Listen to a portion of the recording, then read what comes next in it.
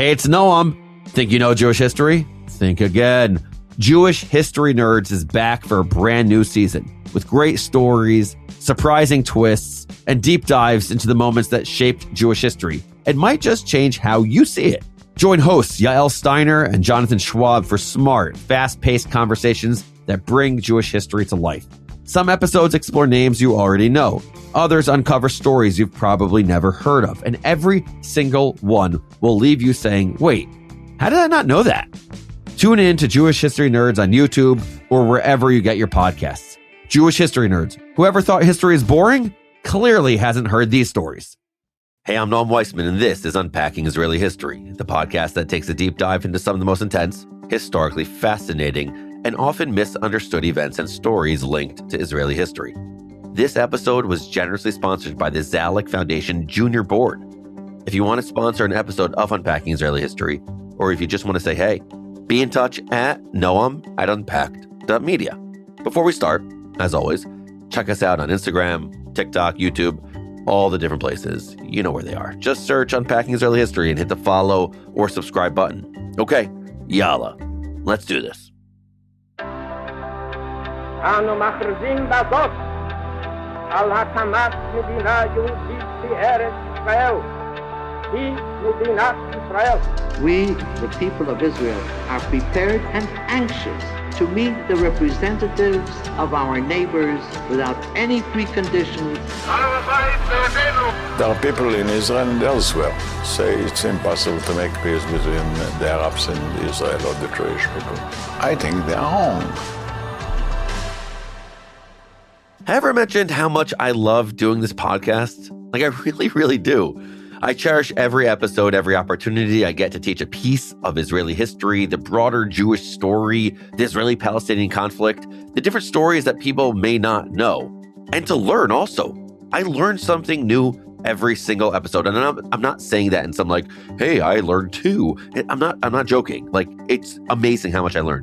But if you're a regular listener, and I hope you are, you know there are some episodes I love more than any other. Sorry to say that. More than our two-parters, or our three-parters, or our five-parters. More than the live interviews. My favorite episodes are the Israel open mics. The episodes where we choose a topic based on a question submitted by you, a listener, and we build a whole episode out of it. I love them because, not to get too mushy here, but I love our audience. I love you. You're smart, you're thoughtful, you're curious. That's there is an echo chamber. What's the echo chamber? What's the algorithm? It's people who are thoughtful and curious and want to learn more. That's the algorithm here. That's the echo chamber who listens to Unpacking Israeli History. Not like Jews or non-Jews, or not Muslims or non-Muslims, not Americans or non-Americans. It's people who are curious. That's who comes to Unpacking Israeli History. It's you.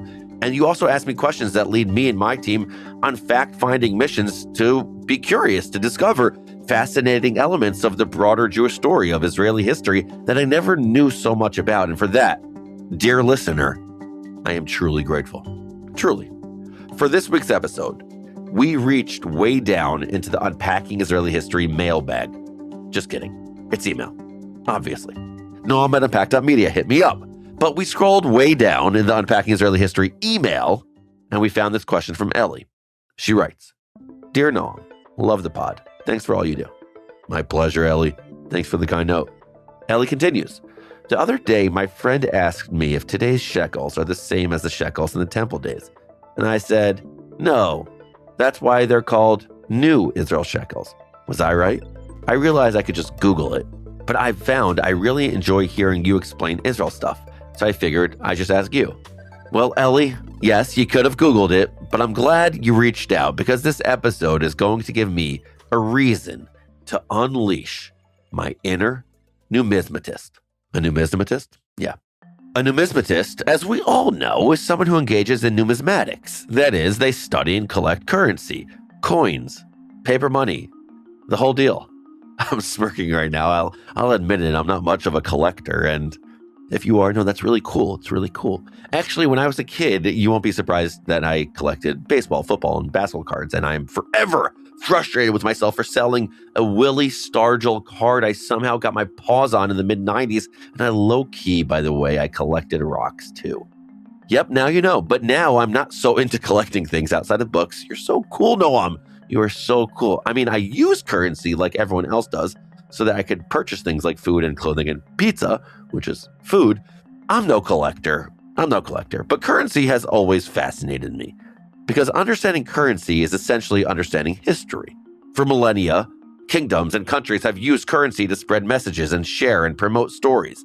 They pressed images of heroes and conquests onto bits of metal and sent them into the world. They etched national symbols into small circles and flooded the marketplace.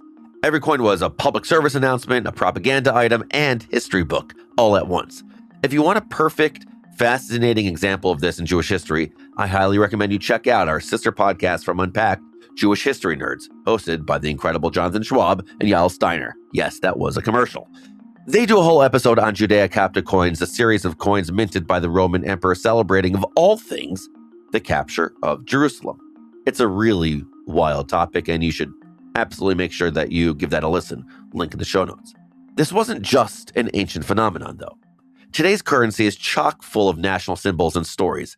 I think we all remember that scene from National Treasure where Nicolas Cage explains the symbolism on the back of the $1 bill. Man, to a burgeoning numismatist like myself, that scene was everything. Nick Cage just gets it. Put the bunny back in the box. Con Air 1997. That's my sweet spot of cultural references up until 2003, really. It's 96, 97 to 2003. That's all I got. The idea is you can learn a ton about a place by what they put on their money. And Israel is a particularly interesting example because they have gone through 4 different currencies since they came into existence. For reference, the United States has had the same currency since the 1780s. Sure, the money has gone through different looks. It's been printed in different denominations.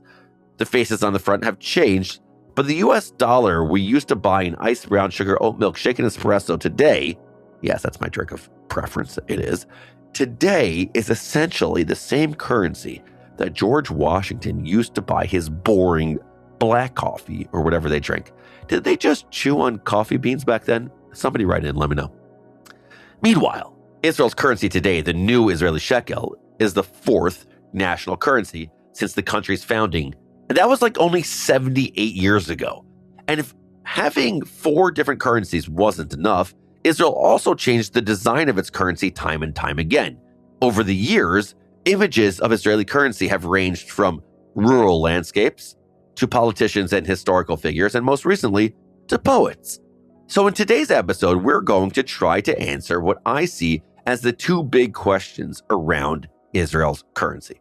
Question number 1, what's the deal with all the switching? Like, what was wrong with the first currency or the first 3? And question 2, if currency is like a key to understanding a country's values, what can Israel's many, many currencies tell us about what truly matters to Israel? I'm sure those are the questions you had in mind in your email, Ellie, right? And I'm happy to help. It's Israel open mic time. Everyone, let's go. Currency number 1, the Anglo-Palestinian pound. The story of Israel's founding is a story of tenacity, of seizing opportunities and facing the consequences. It's a story of a word in Yiddish and Hebrew, and I think in English too. It's called chutzpah. Chutzpah, that's right. And the story of Israel's first currency is very much the same. Creating the very first Israeli money took a combination of suave statesmanship, secrecy, and straight up breaking the law. I'll set the scene. It was 1947, and the Jews of the Yishuv, that's pre-Israel Palestine, were building towards statehood. They knew the days of British rule over the region were numbered, and they wanted to be ready to seize the opportunity for independence when it came. Under the sturdy leadership of David Ben-Gurion, they built a society, a national infrastructure that, they hoped, would sustain a new state. That meant creating Israeli labor unions, farms, school, trash disposal systems. It also meant creating an Israeli currency, both for practical and symbolic reasons. Up until then, Jews and Arabs and everyone else living in British Mandatory Palestine was using the British-backed Palestine pound. It was basically a Middle Eastern version of the British pound sterling, England's own currency. That wasn't going to just stick around once the Brits left.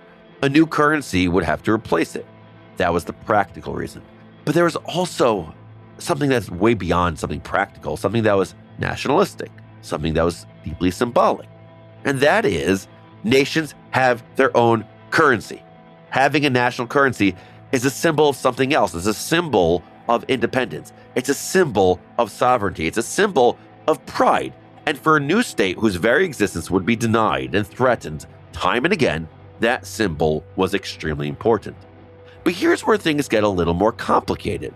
Because when I say that nations have their own currency, it's not only Israelis who use shekels as their currency. Palestinians in the West Bank and Judea Samaria primarily use the Israeli new shekel in their day-to-day lives. After the Oslo Accords in the 1990s, Israel and the newly created Palestinian Authority signed what's called the Paris Protocol, which essentially tied the Palestinian economy to Israel's. The shekel became one of the main legal currencies in Palestinian areas alongside the Jordanian dinar and to a lesser extent the US dollar. In Gaza too, despite Hamas governance, the shekel remains the dominant currency in circulation, largely because of economic dependence on Israel for trade and goods. And if currency is supposed to symbolize sovereignty, that creates a kind of tension.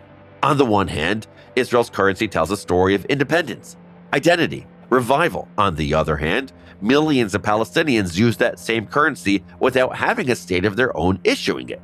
It's not totally unique. There are other places in the world where this happens. Countries like Ecuador and El Salvador use the US dollar as their official currency.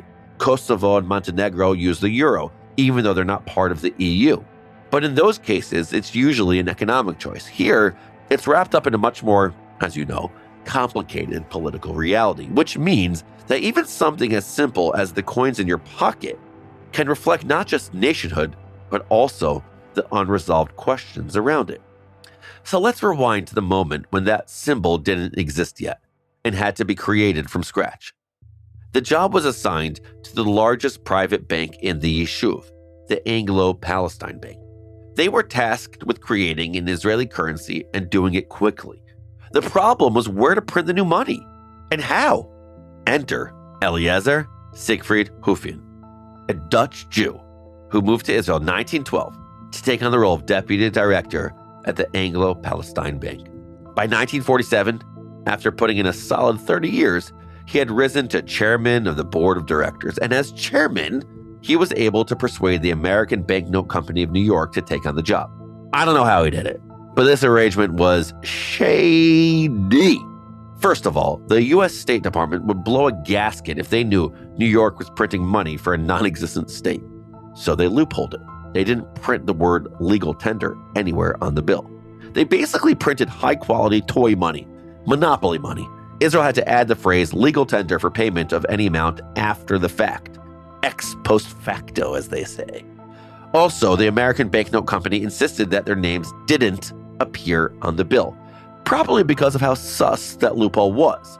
There was also the issue that when the banknotes were ordered, no one knew what the name of the new state would be, let alone the name of the currency. So they just kept the same name as the old one. That's right, Israel's first national currency was called the Palestine Pound.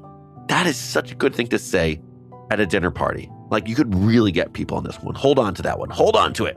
But how anticlimactic is this? Like, it's nuts.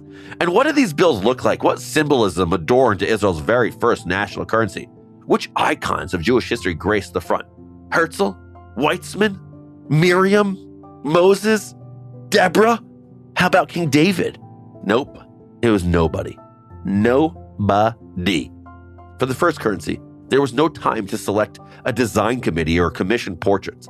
They needed their money and they needed it fast. So they didn't bother with an original design. They looked for whatever was lying around. And they ended up finding some old plates the American Banknote Company had used to print Chinese money. So they used those. The resulting bill had a nice design with geometric patterns, some beautiful Hebrew, Arabic, and English printing, but no faces, no symbols, no quote Israel. The official bills reached Europe by ship and were then flown in secret, of course, to Israel. They reached the shores of the brand new nation in July of 1948 and began circulation in August, just a few months after the state of Israel was officially declared. So if the currency of a nation is supposed to reflect its history and values, the appearance of Israel's first money didn't quite do the job. But the story of how that money came to be certainly did. It paints a picture of a people, of a nation, determined to pursue the road towards statehood, no matter what the world says, no matter what the law says. It's the same sensibility that led David Ben-Gurion to get up in Tel Aviv Museum in May of 1948 under the threatening gaze of the neighboring countries and declare the existence of a Jewish state in their ancestral homeland. It was the philosophy, do what we need to do, figure out the rest later. And later, it did not take long to arrive. Currency number 2, the Israeli pound, 1951 to 1980. 3 years. That's all it took for Israel to abandon their first currency and embrace something new. To be fair, the days of the newly minted Palestine pound were always numbered. There was a lot about it that was, shall we say, not ideal. Remember the name of the country, the name Israel? Didn't even appear on the bill yet. And not only that, in 1951, the Anglo-Palestine Bank transformed into a new company called Israel National Bank, or Bank Leumi Israel. A new bank meant a new currency. And so the Israeli pound was born, or Lira Yisraelit in Hebrew. Other than finally including the all-important name Israel, there for everyone to read in Hebrew, English, and Arabic, the bills themselves didn't look that different from their predecessors. No faces, no national symbols. But there was one more significant change. At first, one lira, one Israeli pound, like the Palestine pound before it, was divided into 1,000 mils. Like instead of 100 cents to $1, they had 1,000 mils to a pound. But soon after the Israeli pound was introduced, Israel switched the name from a meal to a pruta. Now, I love studying Talmud. I've been doing it for a long time. And for those Talmud heads among us, a pruta, you love seeing a pruta. That's a pruta. A pruta's mentioned in Israeli history. That's cool. Well, what is a pruta? I'll tell you. A pruta was a coin from Mishnaic times during the period of the Second Temple. The term referred to a coin of minimal value. And if you think of 1/1000th of one Israeli pound, which at the time was worth about $3 American, the term fit. A pruta was pretty much useless. But the name signified an important shift. It was the first time Israel used their national currency as a celebration of Jewish culture and connection to the land. The term pruta tied Israel's modern currency to ancient Jewish history, and it sent an important message to everyone. We're not here by coincidence. We're not here as the extension of any empire. We're not here for any other reason than this is our home. This is where we belong. This is where we as a people are ultimately from. For me, that feels like quite the profound message. And the next major change of currency wouldn't occur for almost 30 years. But in those 3 decades, the Israeli pound underwent multiple transformations. The first major redesign came in 1955. The reverse, the back of the bill, still held abstract, geometric designs. But the obverse, nerd corner alert, obverse is the term for the front of a bill or coin. Feel free to drop that at parties as well and see how many friends you have left after. The obverse now held images of the land of Israel, including an ancient synagogue and a landscape of the Golan Mountains and Sea of Galilee. One held a desert scene from the Negev, which is like the south of Israel, with a settlement and farm equipment. The final bill showed the Jezreel Valley with settlements and cultivated fields. Truly, they were gorgeous. If these bills could talk, they tell of the history, natural beauty, and modern achievement of the Jewish state. The Israeli lira series would undergo 3 more redesigns before it was removed from circulation in 1980. Don't worry, I'm not going to describe the front and back of every single bill. But you could bet your bottom lira I'm going to give you the highlights. Let's start with 1960, the first revamped liras. The reverse of the bills featured historical sites throughout Israel, while the landscapes on the obverse of the bills were replaced with Israeli archetypes, Israelis from different walks of life. There's the muscular pioneer woman holding a basket of locally grown oranges, the fisherman, the builder holding his tools against the backdrop of an industrial city, and the scientist gazing at a test tube, probably finding the molecular structure of whatever helped create waves. For this version of the Israeli pound, the focus wasn't the land of Israel, it was Israelis. Let's be clear, there were still representation issues here. Images on 5 bills couldn't and didn't represent all Israelis. For instance, I will note that no religious figures made an appearance. Nevertheless, for what it's worth, this is one of my favorite versions of Israel's currency. Future versions feature Israeli luminaries, leaders, artists, but this one makes a statement I love. The money didn't celebrate a person, it celebrated the people of Israel. Also in 1960, goodbye Pruta and hello Agurot. The name Agura also represented a connection to ancient Jewish history. The term agura was mentioned in the book of Samuel. Notably, the switch to the agura wasn't just a name change. Where there used to be 1,000 prutas in 1 pound, it was now 100 agurot to 1 pound. Due to much more complicated factors than we're going to get into here, around this time, Israel's currency began declining. Whereas in 1952, 1 Israeli pound equaled more than $2, by 1960, the pound equaled about 33 cents. And that leads us to the next redesign, 1970. For the first time, Israel joins the ranks of those countries who feature major figures on their currency. First, the new bill. On the brand new 100-pound note, it's the father of modern Zionism himself. Who is that? Who is that? That's right, Teddy Herzl. No one called him that. Theodor Herzl. Other notes include Chaim Nachman Bialik, Israel's national poet. Another Chaim Weizmann, president of the Zionist organization and Israel's first president, and Albert Einstein. He may not be an Israeli celebrity, but Weizmann called him, quote, the greatest Jew alive. And Ben-Gurion offered him the president job after Weizmann died. He declined, by the way, but that didn't stop him from getting a spot on the 5-pound note. And then, 1977, the fourth and final series of the Israeli pound. By the late 70s, inflation was going haywire. In 77, an Israeli pound was worth less than 1 American dime. To keep up with the need, another new bill was necessary, a 500-pound note. That meant it was time for a new design. Once again, the obverse had portraits of Israeli and Zionist giants. But the reverse featured a very intentional motif, the gates to the old city of Jerusalem. This was a decade after the Six-Day War in 1967 and the reunification of Jerusalem, and the bills were designed to celebrate that massive inflection point in Israeli and Jewish history. As for the faces, Weizmann and Herzl stayed on. They made the cut. New faces included Henrietta Zold, an American Jewish Zionist leader and founder of Hadassah Hospital, and Sir Moses Montefiore, a British banker known for his philanthropy in pre-Israel Palestine. And for the new 500-pounder, none other than the first Prime Minister of Israel, David Ben-Gurion. With the Israeli pound, Israel held the same currency for 3 decades. But the money's transformation during that time was vast, from a kind of generic-looking, purely practical bill to one that celebrated the land, the people, even the military victories of Israel.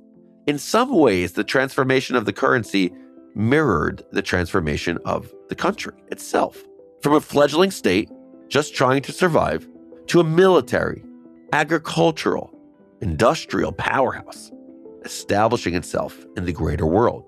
There was just one part of the currency left unchanged, the name, and that too was about to get a Jewish makeover.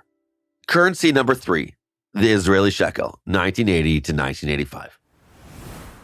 As early as 1969, the Knesset passed a law to change the currency from the pound to the shekel. About time, right? And yet, the first shekel didn't see the light of day until 1980. The term shekel holds a deep historic meaning. The word comes from the Torah, the Hebrew Bible, where it referred not to currency, but to a specific unit of weight, shekel being derived from the term mishkal, which means weight.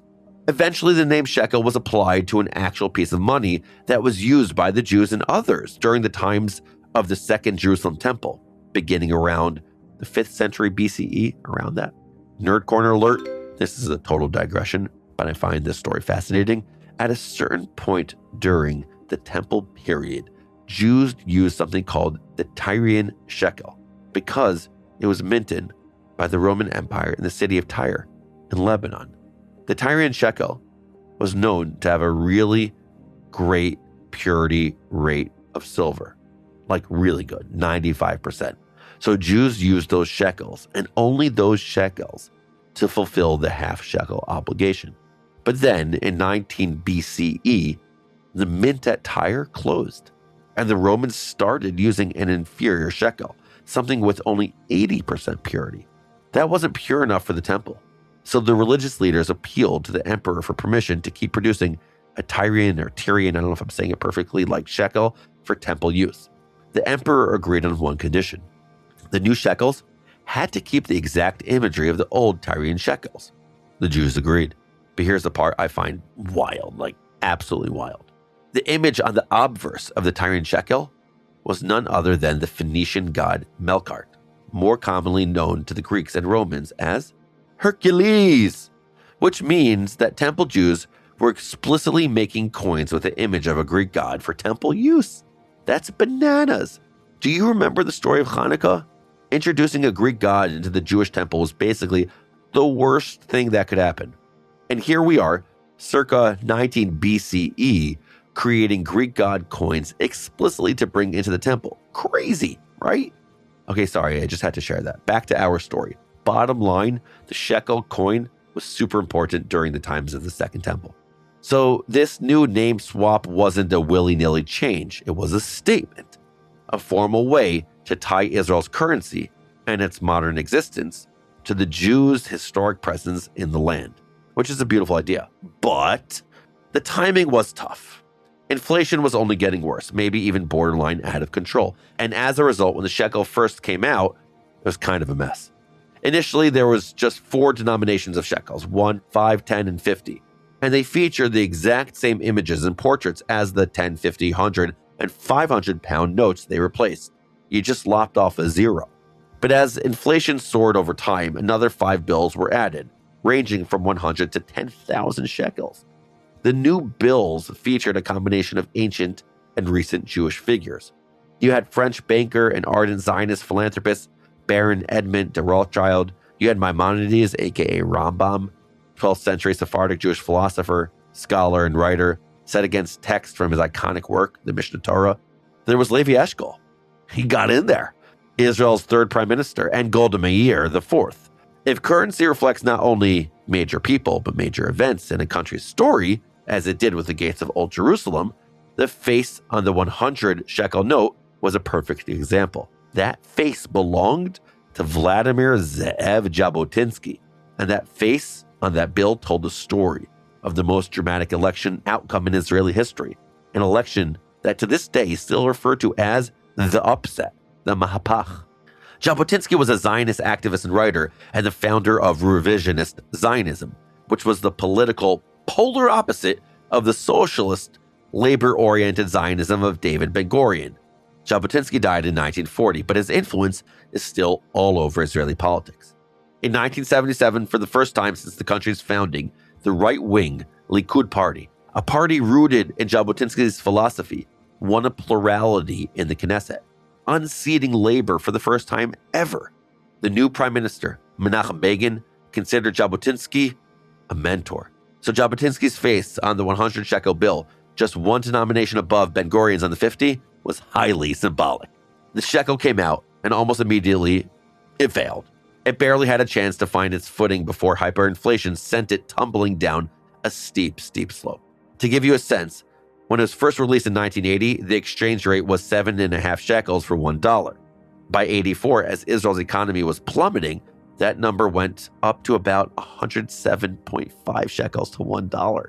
It probably wasn't much of an exaggeration to say that the lower denominations of shekels weren't worth the paper they were printed on. Israel was in need of a change, a bold plan to rescue the economy and preserve its standing on the international stage. That plan came in 1985, and with it, of course, came a new currency. Currency number 4, the new Israeli shekel, 1985, the year I was born. 1984 brought 2 important things, raging inflation and Israeli elections. And there was no doubt about it, for whoever took on the role of prime minister, fixing the economy would be priority number 1, and it was urgent. The winner of that heavy responsibility was Shimon Peres. He and a cadre of economists put together a plan that consisted of 5 major points. I'll be honest, I don't understand them all that well, maybe at all. But of course, I'll put links in for you econ nerds.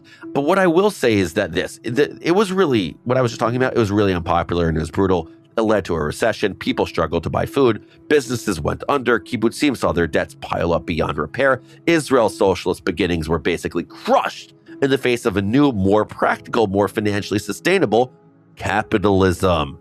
But most important of all, it was successful. So successful that even today, Peres's Israel Economic Stabilization Plan is still studied as a model for other economies in crisis. And the fact that Peres was able to push such a bold plan through a divided Knesset is a testament to his, say what you will about him, but his undeniable skill as a statesman. Part of the stabilization plans involves a new currency, or really a currency reset. The previous currency had the perfect name, the Israeli shekel, and nobody wanted to lose that. So the government put their heads together and named this new currency the new Israeli shekel. I mean, why go with something complicated when you could just add new to the title and call it a day? They just better hope they don't have to do this again. Like, what would it be called next? I always wonder this, like what's like the new Israeli shekel, the new shekel? It's like the term like after modern, postmodern. What's it called after postmodern? Postmodern? You're taking a gamble when you're calling the thing the new or the post. It's a gamble. Anyway, the main difference between the new Israeli shekel, NIS or shekel chadash in Hebrew, and the old one was reevaluation. The 1,000 shekel bill became the new 1. The 5,000 became the new 5, and the 10,000 became the 10.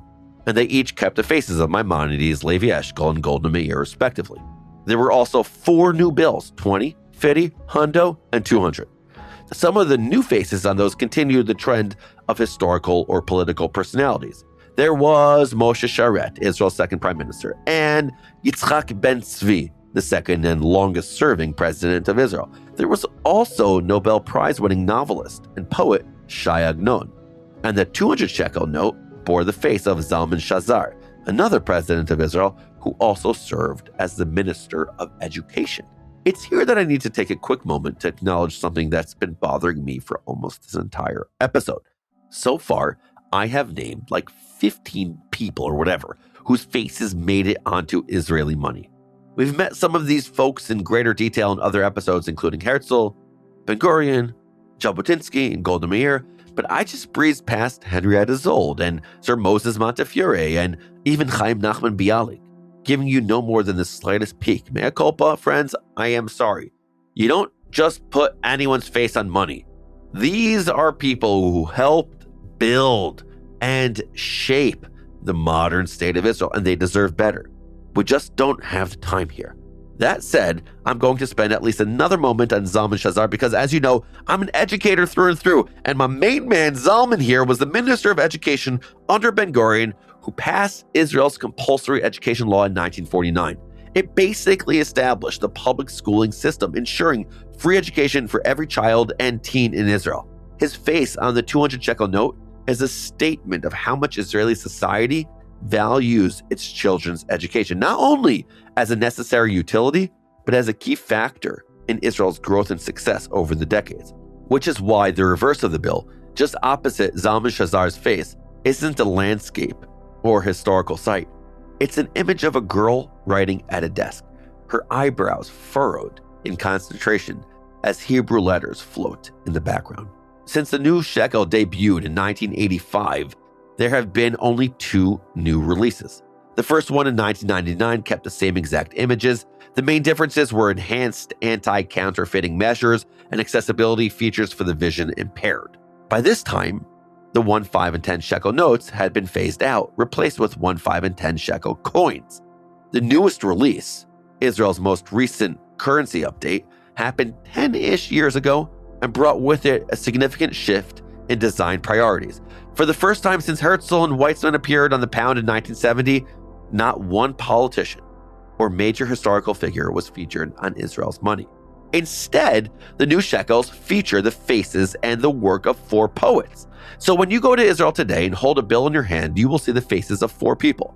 Rachel Blaustein, aka Rachel the Poetess, is on the 20 shekel bill. Shaul Chernichovsky is on the 50. Leah Goldberg is on the 100 shekel bill, and Natan Alterman is on the 200. You may know these names or you may not. If you're Israeli, you're likely familiar with these poets and their work. All of them write about nature and love for the land of Israel, and all have had their poetry turned into songs that many Israelis can sing from memory. Okay, but why put them on the money? I get having Herzl there, and the prime ministers, and icons of Jewish history like Maimonides. Even the gates of Jerusalem were featured to celebrate a monumental victory and turning point in the Israeli story. That's what artwork on currency is supposed to do, right? tell stories, teach history, express national values. So what do today's new Shekel say about Israel? Well, for one thing, it puts the focus on Israeli culture as a source of national pride. It's an acknowledgement that it's not just politicians or philanthropists who bring about a country's growth and success. It's the thinkers and the writers. It's the people who absorb the land into their very being and turn it into artistic expressions that become the backbone of a national ethos. Highlighting poets in particular also speaks to the pride Israel holds in Hebrew. Israel is one of the only countries founded alongside the revival of an ancient language. The development of modern Hebrew into a living, widely spoken language was a massive accomplishment, and there's no surer sign that a language is truly alive than when it's elevated and adapted into poetic expression.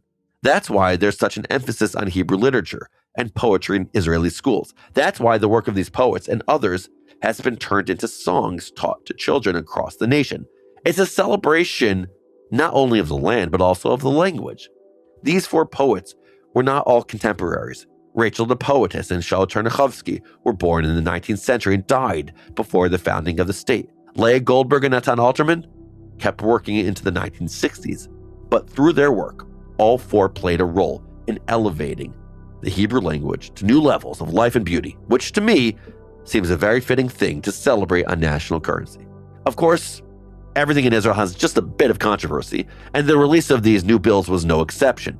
All four featured poets are of Ashkenazi descent, which has led many detractors to accuse the government of minimizing or ignoring the contributions of Mizrahi poets to the national culture.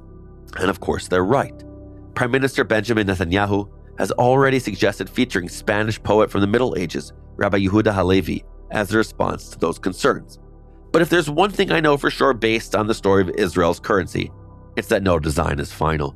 Priorities change just as national identity changes, and it's only a matter of time before new faces are chosen to share new stories and express new values through Israel's ever-evolving currency. So thank you again, Ellie. This was a fun episode to get into. And my fellow numismatists, get at me. You know where to find me. Unpacking Israeli History is a production of Unpacked, an OpenDor Media brand. Follow us wherever you get your podcasts. If you enjoyed this episode, leave us a rating on Apple or Spotify. It's so helpful to other people finding our show. So please do leave that 5-star rating. Really, really appreciate it. And one more time, I love hearing from you. So hit me up at Noam at Unpacked.media. This episode was produced by Rifki Stern. Our team for this episode includes Danny Hoffman and Rob Pera. I'm your host, Noam Weissman. Thanks for being here. See you next week.